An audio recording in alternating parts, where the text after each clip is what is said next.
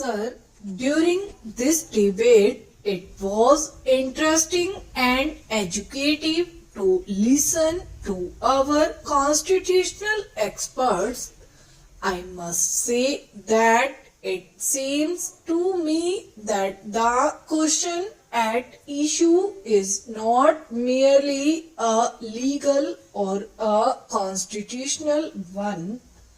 The constitutional amendments which we have introduced contain and reflect the urges of our people.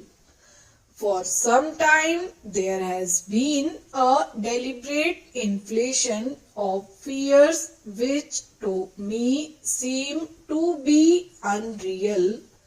A controversy has been generated as regards the supremacy of Parliament against the supremacy of the Constitution, as if these two were distinct concepts, mutually exclusive and even perhaps opposite. Those who describe the issue in this manner conveniently forget that our constitution was drafted on the fundamental assumption that our people have firm faith in the principles of democracy. This faith in our people reflects in our constitution. Several honorable members have spoken of the confrontation between Parliament and the judiciary. There need not be a confrontation, and I think that to create an atmosphere of confrontation does not do us much good. I do not think that there is any real confrontation either, because each institution has its assigned place and role.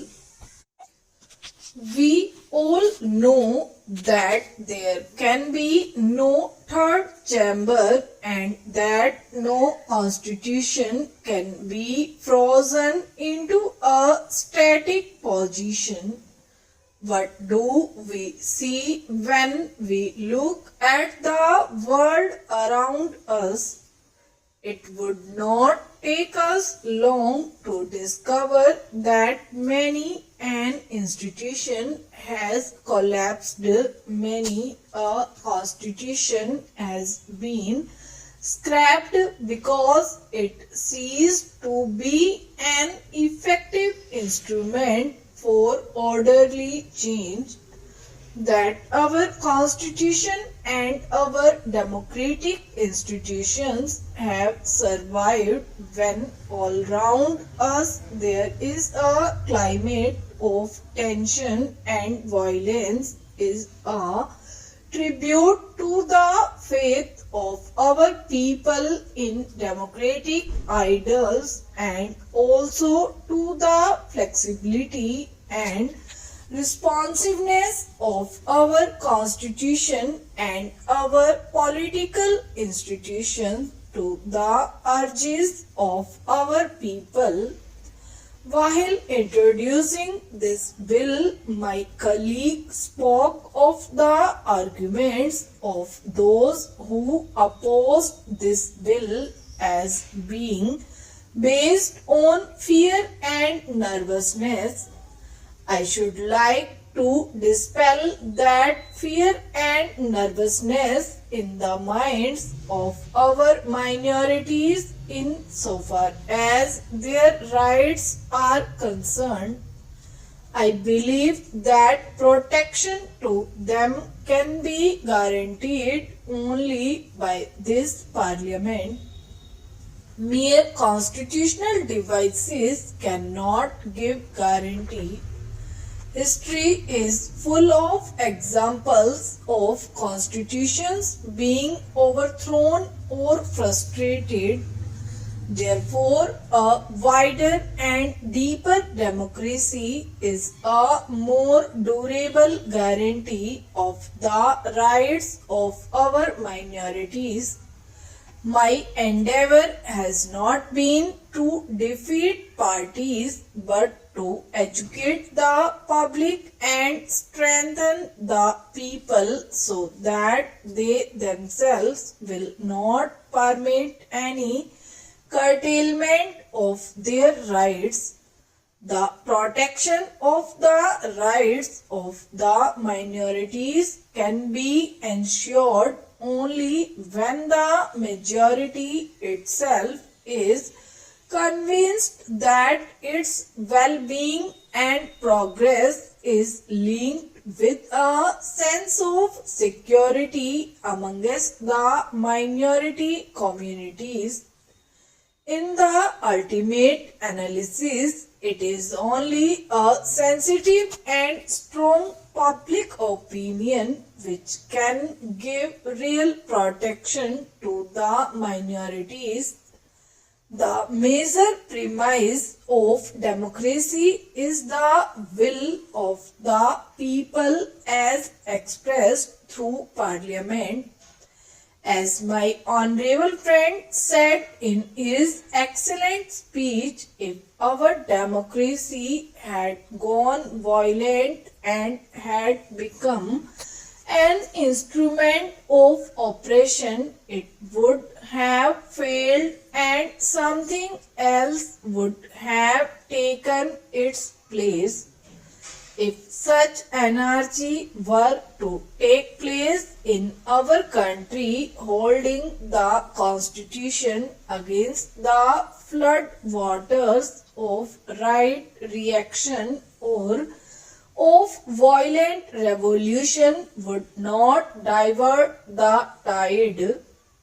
There is an unending attempt by vested interests to divide the people and to mislead the minorities.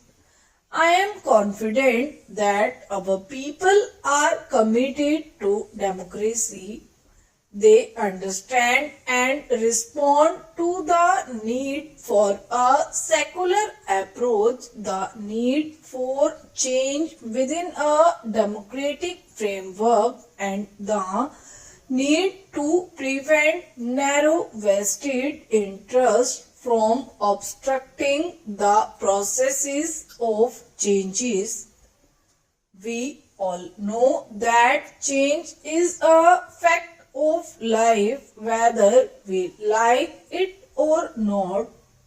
We all know that the clever arguments cannot bind us to the past. If you look at the circumstances of life as it is in India, I see no reason in a denial of radical change. Whatever is made rigged cases to be living and organic, and many becomes less and less reflective of the needs of a vital and dynamic people. So, what are the choices before us? Can we adhere to the status quo?